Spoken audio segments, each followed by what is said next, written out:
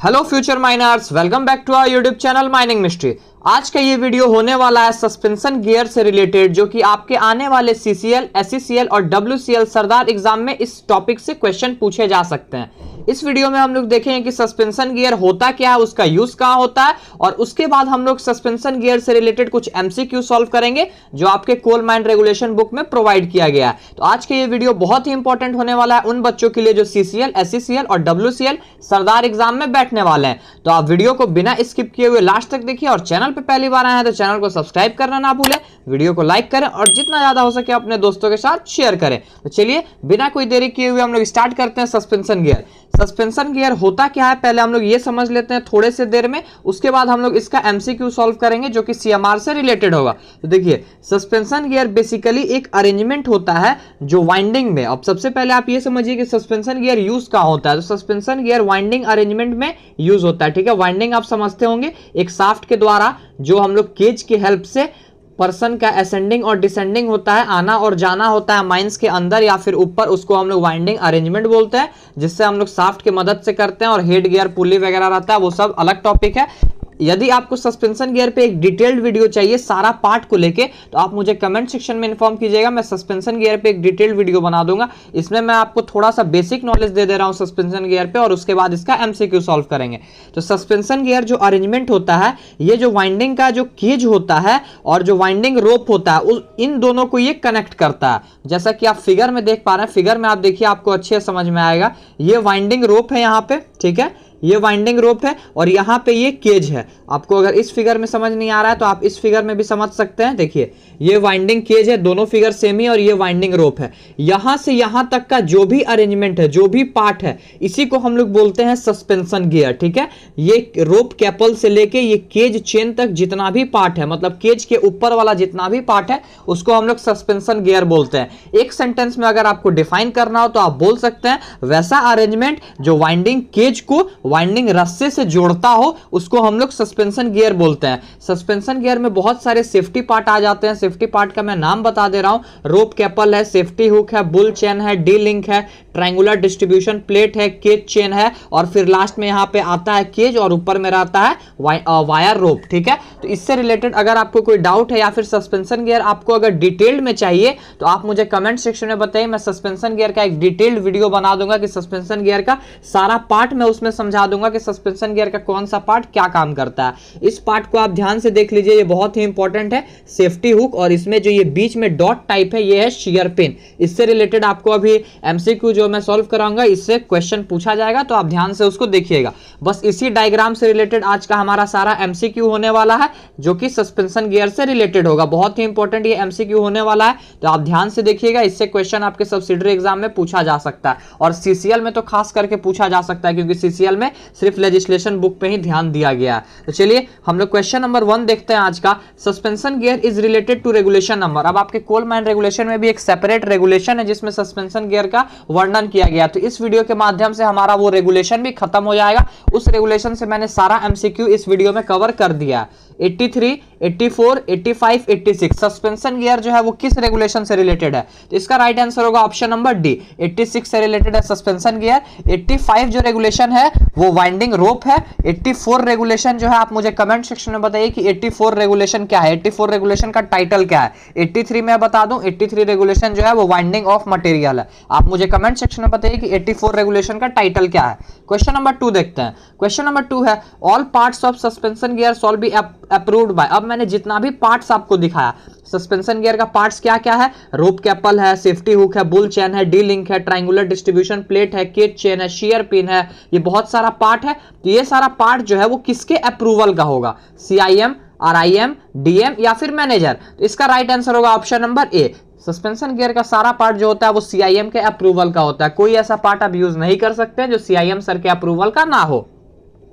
Question number 3 देखते हैं। All parts of suspension gear should be renewed after a period of. अब जो suspension gear का सारा पार्ट है उसको हम कितने पीरियड में, मतलब कितने इंटरवल पे उसको चेंज करेंगे, उसको नया लगा देंगे। 6 साल, नॉट लेस देन 6 साल, मतलब 6 साल से ज्यादा नहीं होना चाहिए, सॉरी नॉट लेस देन 6 साल मतलब 6 साल से कम नहीं होना चाहिए। और ऑप्शन नंबर सी है 6 साल से ज्यादा नहीं होना चाहिए। ऑप्शन नंबर डी है 3.5 साल। तो इसमें आप कंफ्यूज मत होइएगा, मुझे पता है आप कंफ्यूज हो रहे होंगे ऑप्शन नंबर बी और ऑप्शन नंबर सी में। दोनों ऑप्शन को आप ध्यान से समझिए, दोनों ऑप्शन में डिफरेंस है, ये बी में और सी में। इसका राइट आंसर जो होगा वो होगा option number C, not more than 6 साल। कोई भी सस्पेंशन गियर का पार्ट 6 साल से ज्यादा दिन उस पार्ट में नहीं रहना चाहिए, सस्पेंशन गियर का पार्ट नहीं रहना चाहिए, मतलब 6 साल के इंटरवल पे आपको क्या कर देना है, उसको रिन्यू कर देना है।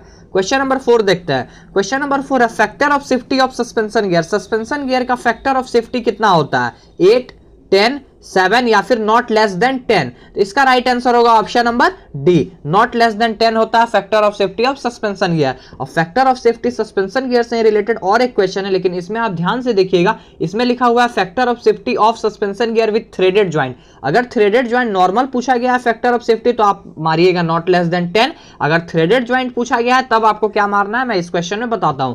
ऑप्शन नंबर ए है 7, ऑप्शन नंबर बी है 8, ऑप्शन नंबर सी है not less then 8, option number D है नॉट लेस देन 15। तो इसका राइट आंसर होगा option number D, not less then 15। Normal suspension gear पूछा जाएगा तो नॉट लेस देन 10, अगर उसमें थ्रेडेड ज्वाइंट है, मतलब कोई ऐसा पार्ट है जो ज्वाइंट किया हुआ है, जोड़ा हुआ है, तो उसका factor of safety not less then 15 होना चाहिए, क्योंकि वो कभी भी टूट सकता है, इसलिए फैक्टर ऑफ सेफ्टी इसका ज्यादा रखा गया है। क्वेश्चन नंबर 6 देखते हैं। क्वेश्चन नंबर 6 है all parts of suspension gear shall be cleaned and examined once in. अब सस्पेंशन गियर का सारा पार्ट को हम लोग खोल के उसका सफाई करेंगे, एनीलिंग करेंगे, हीट ट्रीटमेंट देंगे एक बार कितने टाइम इंटरवल पे, कम से कम एक बार, 24 घंटा, 30 दिन, 3 महीना या फिर 6 महीना। तो इसका राइट आंसर होगा ऑप्शन नंबर डी, 6 महीने में एक बार उसको अच्छे से खोल के उसका रस्ट वगैरह, जंग वगैरह साफ करना, उसको एनीलिंग मतलब हीट ट्रीटमेंट देना है और उसको फिर उसको पैक कर देना है। नॉर्मल अगर पूछा जाए कि सस्पेंशन गियर का नॉर्मल टेस्ट जो होता है वो हर 24 घंटे में होता है, इसको आप रेगुलेशन नंबर 88 में देख सकते हैं। 24 घंटे में सस्पेंशन गियर का पार्ट को हम लोग क्या करते हैं, एग्जामिन करते हैं,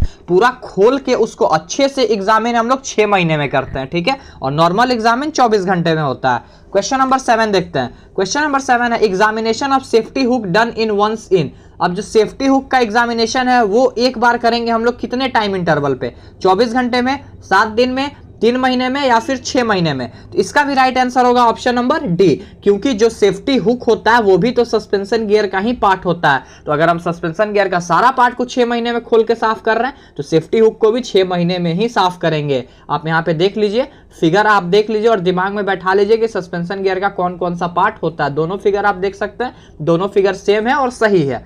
नेक्स्ट क्वेश्चन की तरफ बढ़ते हैं हम लोग।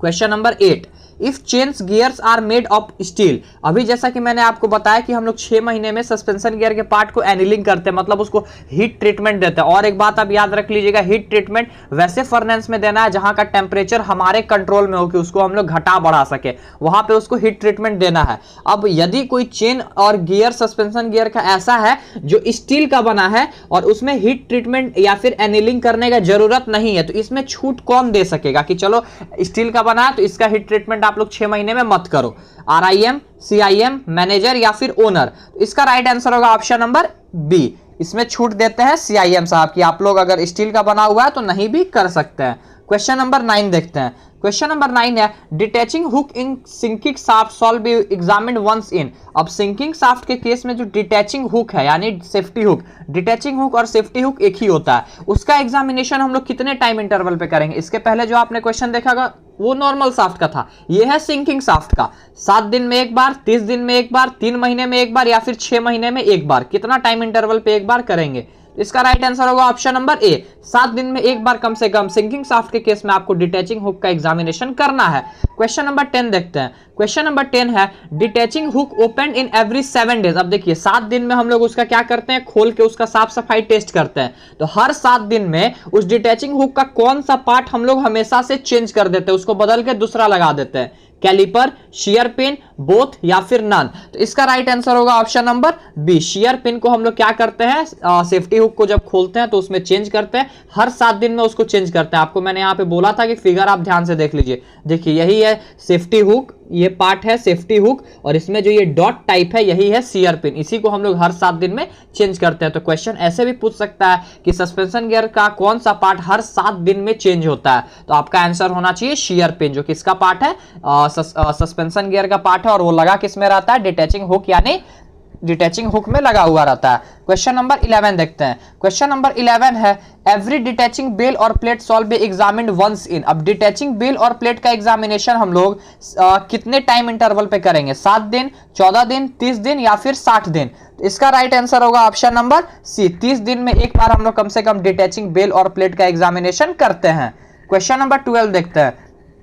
क्वेश्चन नंबर 12 है होल या फिर ओपनिंग ऑफ डिटैचिंग बेल और प्लेट इज चेक्ड बाय। अब डिटैचिंग बेल और प्लेट का जो ओपनिंग है या फिर यूं कह लीजिए जो होल है उसका हम लोग उसको कैसे चेक करते हैं, किसके द्वारा चेक करते हैं, कैलिपर, गॉज, बोथ या फिर मैग्नेटिक लॉकर। तो इसका राइट आंसर होगा ऑप्शन नंबर सी, कैलिपर या फिर गॉज के माध्यम से हम लोग डिटैचिंग बेल और प्लेट का होल या फिर ओपनिंग को चेक करते हैं। क्वेश्चन नंबर 13 देखते हैं। आशा करता हूं कि ये वीडियो आपको बहुत इंफॉर्मेटिव लग रहा होगा और इसके बाद आपको सस्पेंशन गियर से रिलेटेड कोई सा भी डाउट नहीं होगा, सारा एमसीक्यू आपका कवर हो जाएगा और इसी के साथ आपका रेगुलेशन 86 भी इस वीडियो के माध्यम से खत्म हो जाएगा।